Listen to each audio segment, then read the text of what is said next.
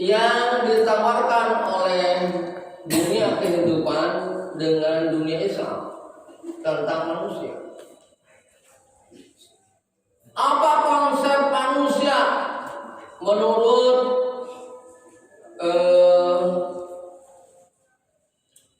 konsepsi kehidupan? Mudahnya itu manusia itu adalah lahir, hidup, dan mati. Jadi manusia itu dilahirkan, kemudian dia hidup, kemudian dia mati. Itu konsepsi yang ada. Kemudian apa konsepsi Islam terhadap manusia? Manusia itu dilahirkan, kemudian ibadah dan syahid.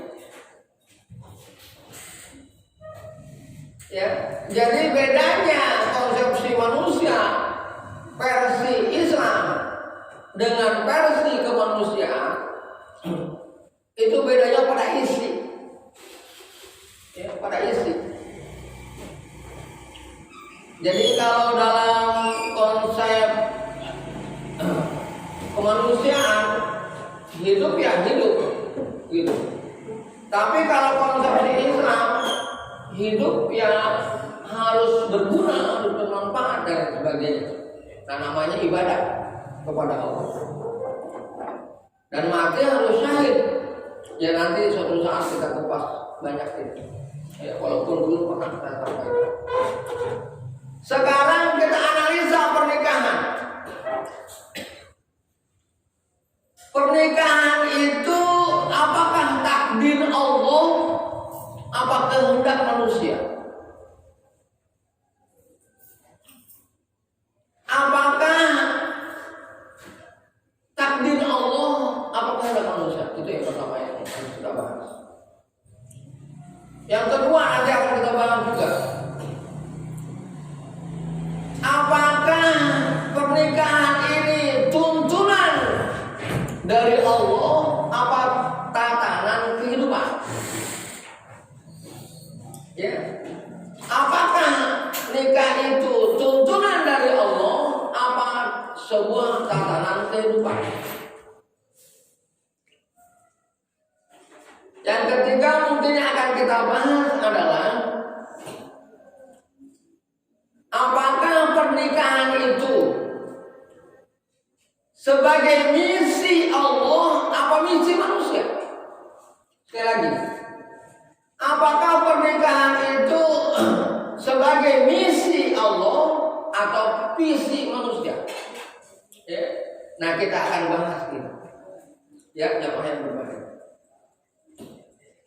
Pertama, apakah nikah itu sebagai takdir dari Allah? Apa keinginan manusia atau kebutuhan manusia?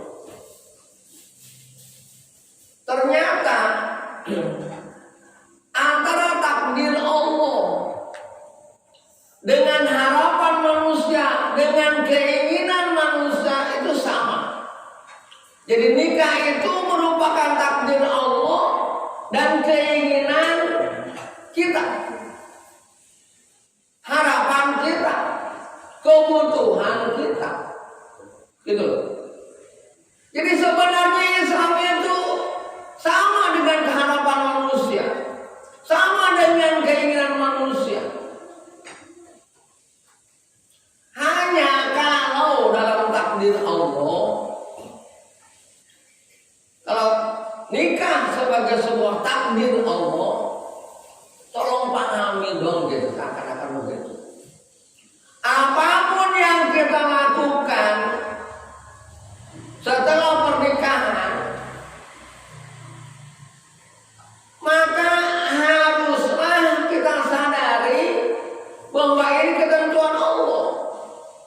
Jadi dengan demikian apa yang harus dilakukan? Perbuatan baik kita kepada istri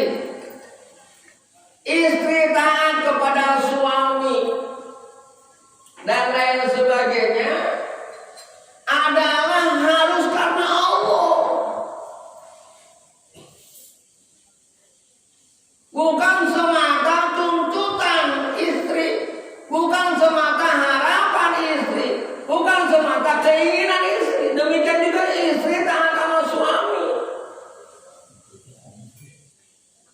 Bukan sebuah keinginan istri untuk taat sama suami, keterpaksaan istri kepada sama suami, bukan. Harus disadari itu adalah birnya istri, birnya suami, kebaikannya istri, kebaikannya suami.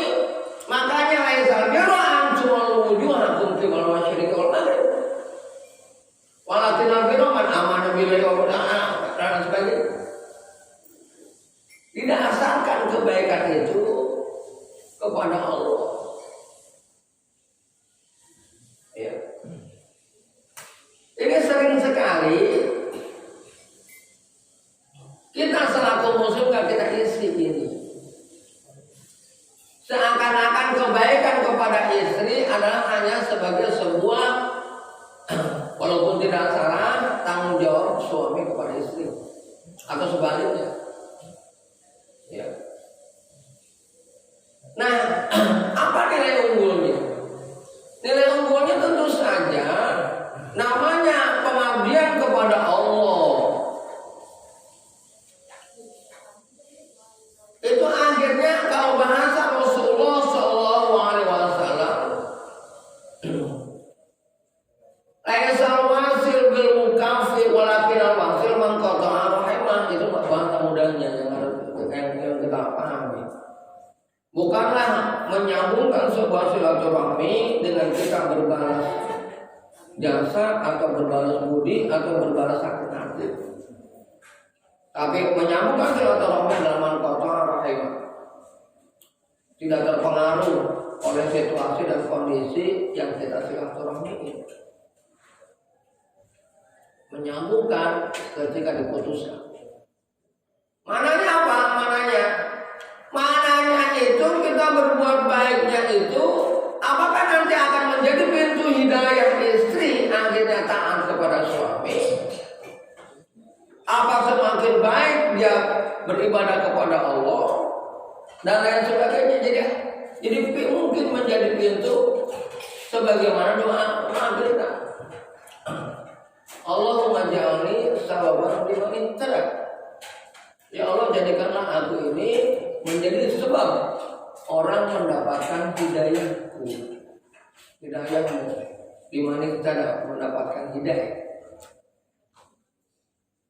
Ya, jadi jamaah, kalau kita menyatakan ini takdir dari Allah,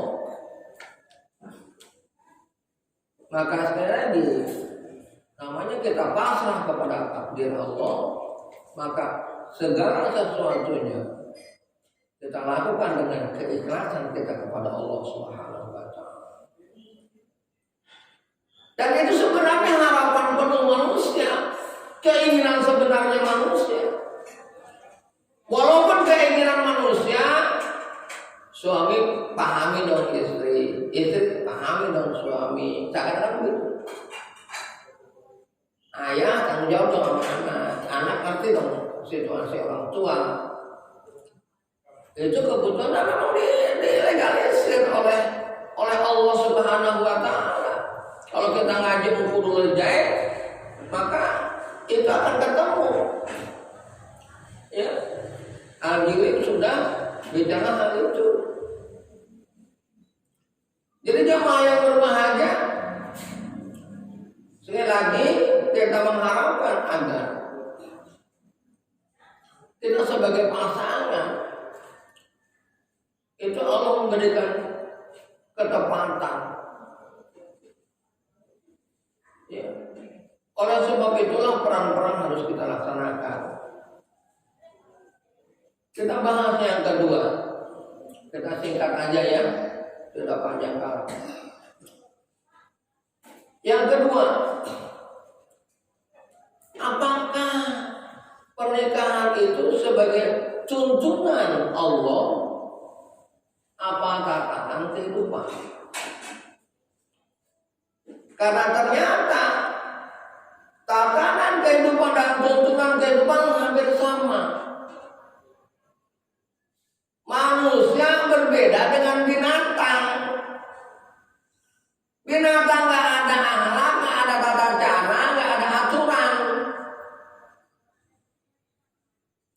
Mungkin besok kalau binatang anaknya ngawinin ibunya,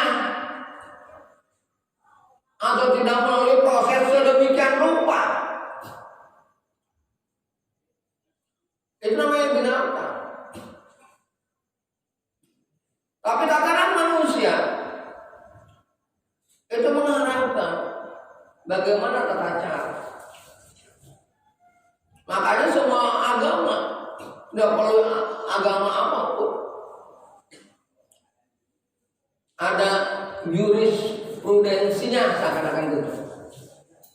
Ada tatanan hukumnya. Jadi kalau merupakan bimbingan, tuntunan dari Allah Subhanahu wa taala, laksanakan. Ya, kemarin kita dalam tafsir lain sekarang sedang membahas juga tentang perceraian. Nah, itu diatur sedemikian rupa agar tidak ada yang zalim, tidak ada yang menzalimi. Semuanya ngerti hak, semuanya ngerti kewajiban. Oleh sebab itu, karena ini sebagai tuntunan dari Allah, kita lihat tuntunannya. Tuntunan peribahasannya menciptakan kehidupan yang sakinah, agar nikah itu bukan semakin gelisah hati, semakin kecewa, semakin tidak nyaman. Ya, karena kondisinya seakan-akan. Nah, ini bisa terjadi sebenarnya.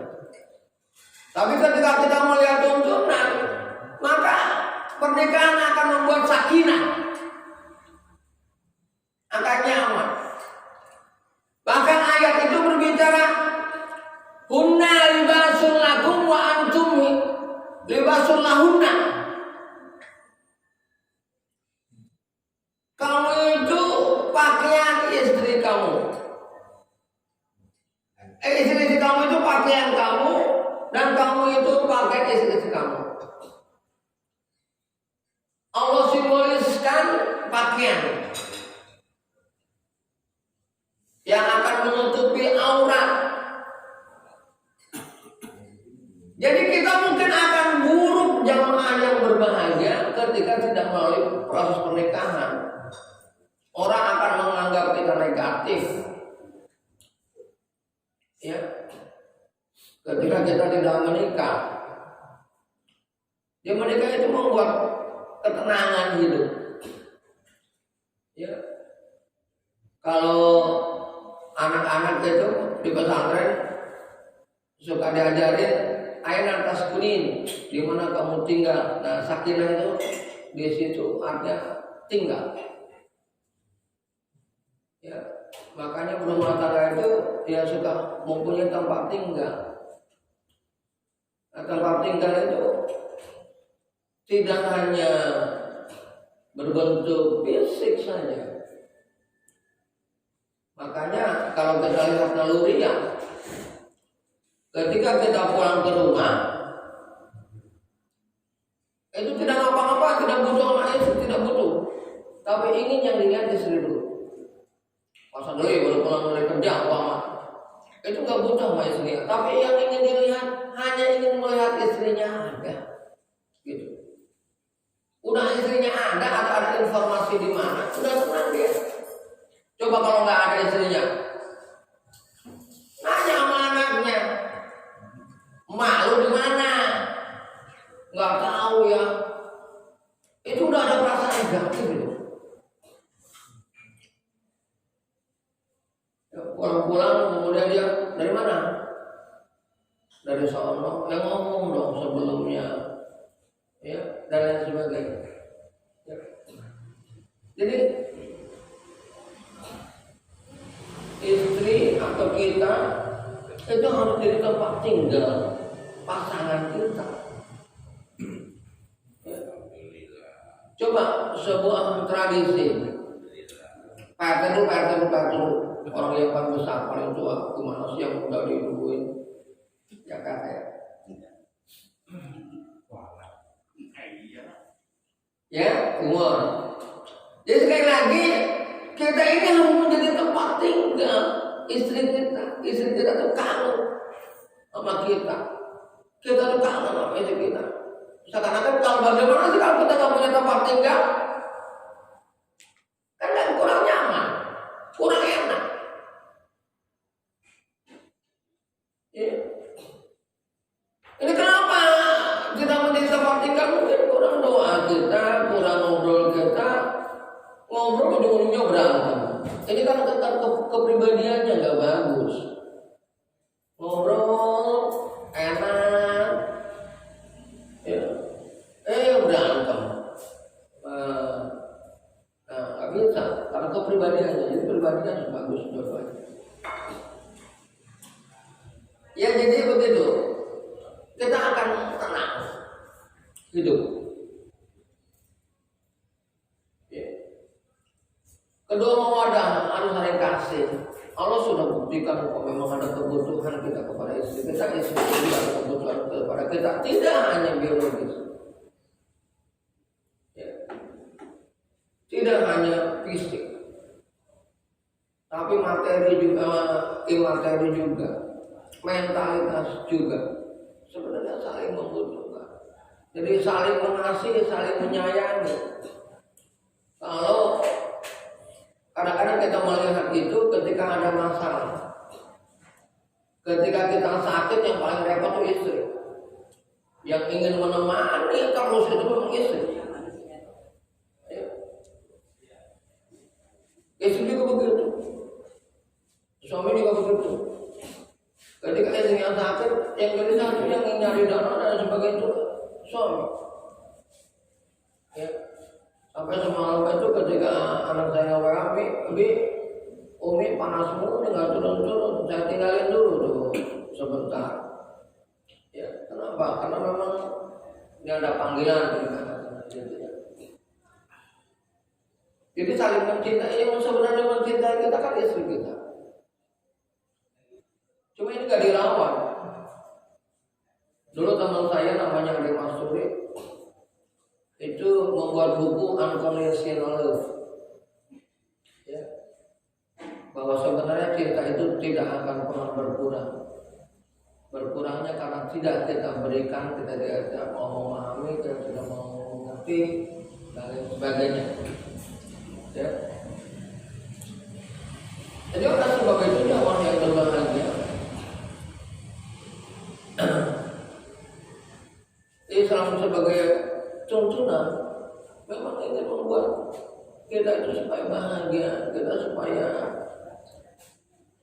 sakinah mawaddah warahmah. Rahmah itu dari kata rahim juga, dari rahimah. Ya, sepenanggungan. Ya, kita harus masing-masing punya tanggung jawab. Kalau dalam bahasa tangan atau bahasa kaki itu pasti ada salah satu tangan atau salah satu kaki yang akan ada di depan ketika kita berjalan menjalankan kehidupan itu. Berikan masing-masing tenaga, berikan masing-masing kekuatan. Nggak pantas kalau dua-duanya tangan di bawah atau kaki di bawah, tangan di depan atau kaki di depan, itu nggak pantas. Jadinya kuntilanak. Kenapa kuntilanak itu serem? Karena geraknya begitu, kakinya bareng dua-duanya ke depan. Tapi kalau mau dicoba silahkan, tapi capeknya bukan main. Ya, cuma kuntilanak doang yang bisa kayak begitu, ya, dan sebagainya. Jangan lupain kuntilanak. Ya, nggak ada harmonisnya. Kalau memang jatahnya istri marah, ya udah tidak ada dengerin. Orang nggak dikasih waktu marah. Kalau jatahnya suami yang marah, ya istri kita ngedengerin. Kalau marah dua-duanya saling cowok-cowokan dua-duanya repot. Ada saatnya berhenti. Saya yang Allah mulu, ya bagus. Kenapa? Berarti Allah yang lebih mencintai kita. Ya, dan sebagainya. Nanti menjadi istri dong. Ikatan suami takut istri. Yang meninggal, karena nanti suatu saat akan ada ketegasan. Suatu saat istri harus mengerti kita. Ya, kita harus gini mah. Kalau sepertinya sudah panggilan agama, saya juga istri tinggal.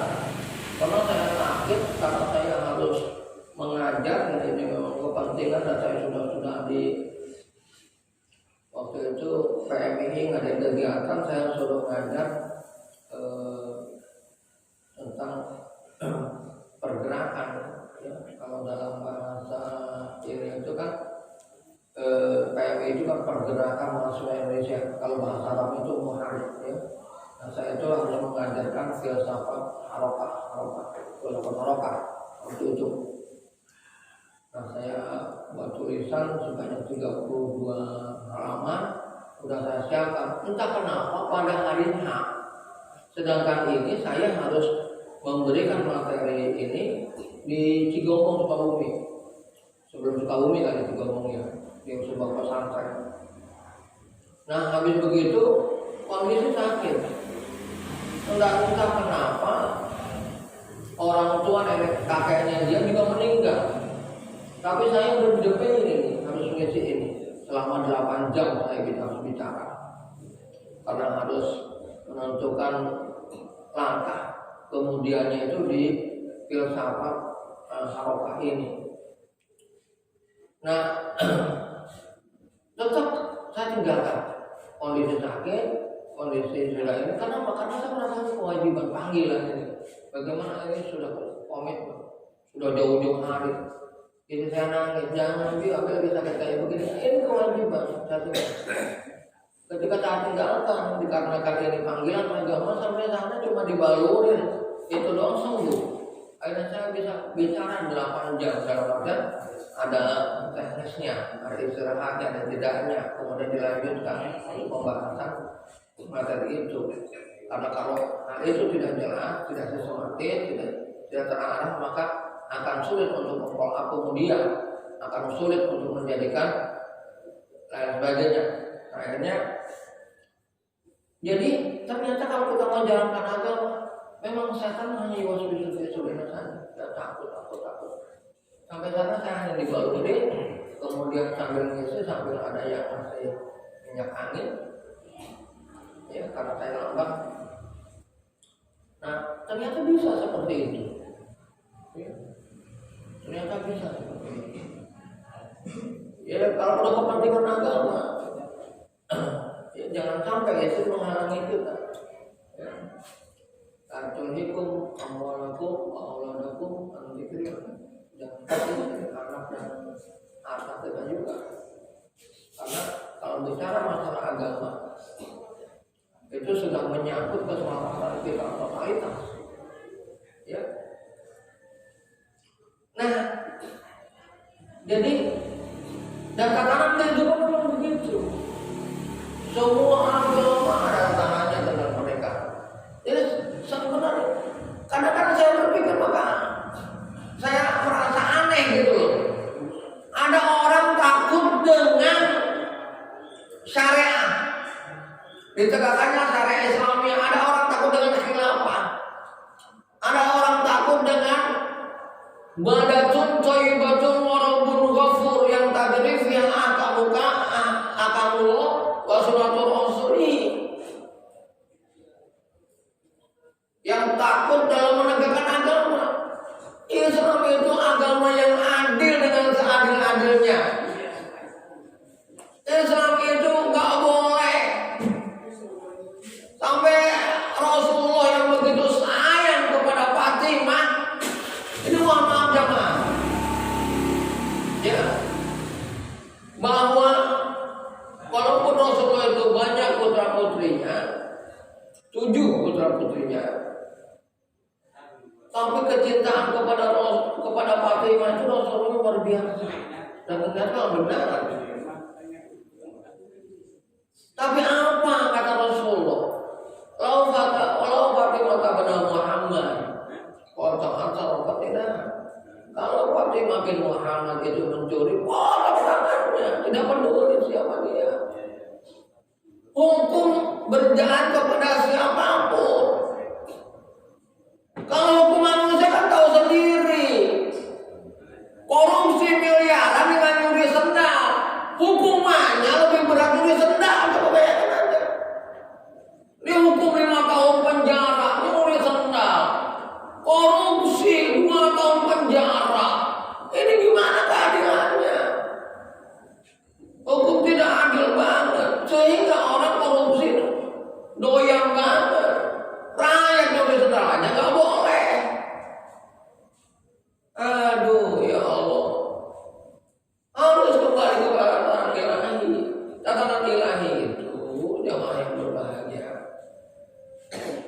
tidak berpikir keuntungan duniawi, tidak berpikir keuntungan pribadi. Bahkan sebenarnya jamaah yang berbahagia, kalau kita melihat tuntunan Allah, itu merupakan sebuah kebutuhan tatanan kehidupan. Jadi sama antara tuntunan dari Allah, bahkan akan diberikan isi gitu. Sekarang ini mohon maaf, saya mohon maaf aja, mohon maaf. Kita buka-bukaan. FPI dari mana? Tapi coba kalau ada musibah, itu yang duluan FPI. Sekarang FPI lagi dibekukan. Kemarin Tanjung Pinang, kebanjiran yang sedemikian rupa. Itu mereka nyari mana FPI, mana FPI. Duitnya diblokir gimana? Ya Allah, ya Rahman, ya Rahim. Apa salahnya coba FPI? Ya, bukan Bapak tahu lah. Saya ini bukan orang FPI, saya nggak pernah ikut-ikut. Ya. Tapi saya melihat kalau benar, ya harus kita akui sebagai sebuah kebenaran. Jujur. Ya. Apa susahnya? Karena Islam mengajarkan seperti itu, tidak boleh buta gitu. Kalau udah benci aja. Kalau udah cinta aja cinta. Saya orang NU. Tapi karena NU mencampur adukan agama. Salawatan di gereja, ngaji di gereja, azan di gereja, qasidah di gereja. Itu namanya mencampur adukan. Kalau kok dangdutan di gereja masih dapat menjadi masalah. Saling Islam harus pada tempatnya. Ya, azan di gereja, saya lihat yang ada di gereja. Apa harus azan sholat? Kan tidak. Cuma yang azan mengucapkan terima kasih, demikian azan dan telah kami lakukan. Ada dilanjutin. Allah Akbar. Ya. Mending pada sholat duluan. Harusnya dia ajak pimpinannya itu karena udah azan, kami keluar dulu, sholat dulu. Ini enggak ada dilanjutin. Ya Allah. Saya orang NU, tradisi saya NU. Dari kecil saya dididik NU. Disuruh ke kunut, disuruh pakai musolli. Saya kalau mau pakai musolli kayaknya kurang mantap. Terus aja nih, saya mohon maaf nih, saya bukannya ini. Saya tidak memusuhi yang pakai musolli, saya tidak memusuhi yang pakai kunut. Saya tahlilan diajarin. Dari kecil saya diajar tahlilan. Rawian saya diajarin, begitu. Itu tradisi NU Bapak. Saya diajarin kecil. Tapi ketika yang begitu kan kita tidak boleh cinta yang berlebihan. Kalau sudah tidak sesuai dengan agama, bahkan hancurnya agama itu. Alladzina farraqu dinahum wa kanu syi'a kullu hizbin bima ladayhim farihun. Orang sudah bangga dengan golongannya, tidak bangga dengan agamanya. Jadi saya cinta bukan cinta golongan. Saya cinta agama. Kalau agama tidak mengajarkan begitu, golongan saya apa saya tinggalin, seakan-akan begitu. Ya. Jadi tradisi saya NU ya wajar aja kalau memang saya dibesarkan di NU. Kemudian saya benci sama NU, bukan benci sama NU-nya. Tradisi-tradisi yang menyalahi. Harusnya bangsa menjaga ulama, mereka jaga gereja. Karena ada polisi. Menjaga gereja. Yang dalamnya sebagainya apa ini? Ya. Jadi ini apa namanya tuntunan yang sudah tidak dilihat. Ini jamaah yang berbahagia. Kemudian terakhir, apakah ini misi Allah atau misi manusia? Kenapa saya sebut sebagai sebuah misi dan visi? Karena Allah menciptakan segala-galanya. Beliau bahasa mudahnya visinya hanya Allah yang tahu. bagaimana sebenarnya. Saya terus terang tidak bisa menerjemahkan. Tapi kenapa ini menjadi fisik manusia? Karena manusia memang perlu pertumbuhan dan perkembangan. Harus ada sebuah pernyataan jelas terhadap kondisi ini, bahwa manusia harus berkembang, bahwa manusia harus tumbuh, yang harus berkelanjutan. Ya. Kalau misi Allah banyak jemaah, memang manusia Allah mengharapkan agar ngertilah dia dari mana. Makanya ayat itu berbicara begini.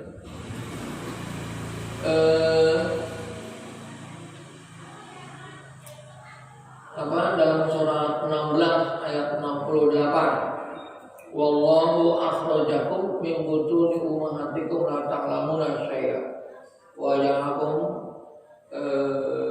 sam'a wa absara wa afidah la'allakum tashkurun. Kamu itu dilahirkan gitu ya, dikeluarkan dari perut ibu kamu dengan tidak mengetahui sesuatu apapun. Ya. Bahkan dalam ayat lain itu ibu itu dalam melahirkan wahdan ala wahdan sungguh sangat berat di atas berat, sangat begitu. Ya. Nah, untuk mengerti ibu itu sampai seperti itunya,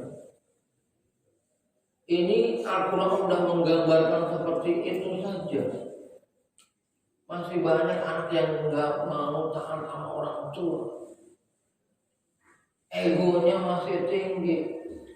Ini bapak gua, ini ibu gua, yang mendidik gua dari kecil, yang mencintai gua dari kecil.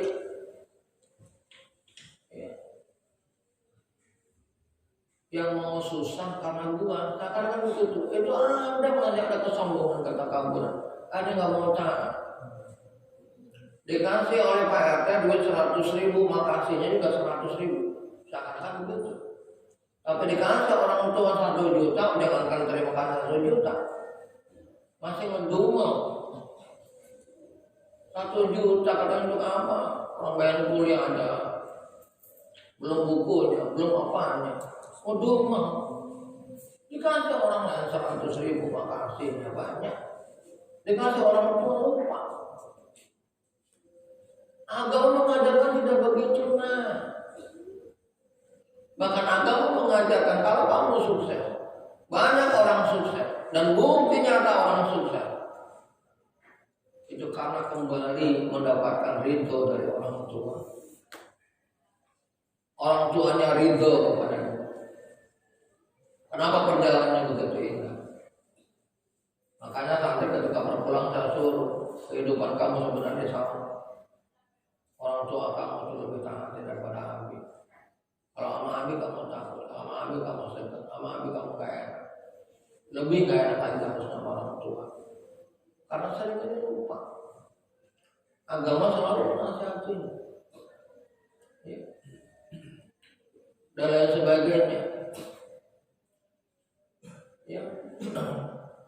Dan memang sebagai visi kita bahwa manusia itu harus tumbuh dan berkembang. Ya, kalau kita lihat sejarah nabi-nabi itu sempat seperti Nabi Ibrahim aja merasa gundah, atau Imran itu merasa gundah dengan tidak ada penerusnya. Ya, makanya Imran itu dicatat walaupun dia bukan nabi, tidak perlu kita ketahui dia beliau sebagai nabi, tapi Imran dimonumentalkan oleh Allah dalam satu surat, itu surat Al-Imran. Karena Imran ini salah seorang yang sangat gelisah dengan kondisi dan situasi agama anjingnya. Sampai beliau itu punya nazar, kalau saya punya anak, saya taruhlah di masjid biar dia ngebalik agama. Udah urus aja deh. Ketika istrinya mengandung, melahirkan, Nggak tahunya yang keluar perempuan bukan laki. Harapan Imron adalah laki untuk penerus nilai-nilai agama. Ini yang dikasih kok perempuan, bagaimana ini? Yaitu Siti Maryam. Siti Maryam yang diberikan sama Allah kepada dia. Kemudian karena Imron sudah sepuh, diberikanlah Siti Maryam kepada Nabi Zakaria. Karena niatnya mau ditaruh di masjid oleh orang tuanya, maka Siti Maryam pun ditaruh di masjid. Ya, jadi ketika bayi itu Siti Maryam ditaruh di masjid. Nah, Siti Maryam itu subhanallah bihamdi. Ya. Ketika dilihat oleh Nabi Zakaria, ini ada makanan dari mana? Ya, kemudian, nah ini bayi yang bisa ngomong salah satunya lagi kemarin itu lupa saya, itu Siti Maryam. Jadi Siti Maryam itu setiap bayi bisa bicara, punya anak bayi juga bisa bicara. Yang satu lagi adalah bayi dari Siti Masitah. Ya. Jadi tiga bayi yang bisa bicara, yang bisa menerangkan, ya, yang bisa menjelaskan, itu adalah tiga, yaitu Siti Maryam, Nabi Isa, dan putranya Siti Masitah. Gitu. Ya, jadi apa yang berbahagia? Jadi visi manusia adalah setiap manusia pasti ingin mempunyai keturunan. Jadi agama itu hanya memberi bekal saja bagaimana supaya keturunan kamu itu, bahkan kalau dalam hadis Rasulullah SAW itu zaman tabnu Adam waktu amaluhu ila nasarati.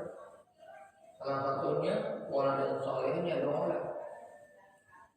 Ketika anak Adam meninggal, itu semuanya amal terputus kecuali 3 hal. Salah satu hanya anak soleh yang selalu mendoakan orang tua. Ya, ingin baik melayan orang tua, ya Allah. Ada rezeki sedikit, ingat 40 hari orang tuanya didoain. Nggak ada duit karena memang ini itu tidak putus. Rabbi firli wali daya warhamuma kama rabbayani shaghira kama rabbayani shaghira. Sudah putus itu.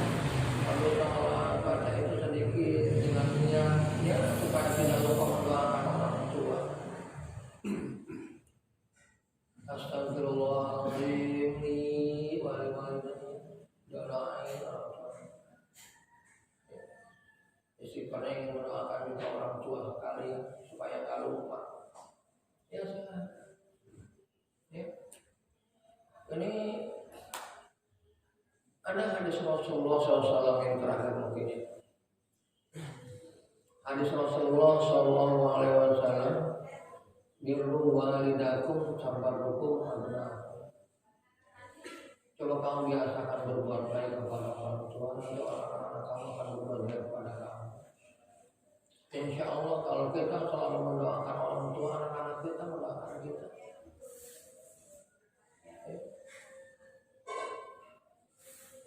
Kan itu dalam Sakaratul Maut sudah diterjemahkan oleh seorang ulama yang mengerti kalau sekarang itu seakan-akan indigo gitu, orang yang memahami kondisi, yang mempunyai indera keenam. Itu ketika Sakaratul Maut itu apa yang diceritakan oleh setiap orang tua, mana doa anakku seorang insinyur, mana doa anakku seorang profesor, aku sudah susah banget menjadi dia profesor, aku sudah susah banget menjadi dia insinyur, ya, dan lain sebagainya. Jadi permohonan harapan doa, dan ini juga ternyata yang diucapkan oleh Habibie. Ya, kata Habibie itu, aku salah. Dulu aku kurang memahami agama, aku kurang belajar hanya teknologi, sehingga aku, ya, tersiksa oleh kerinduan kepada Allah.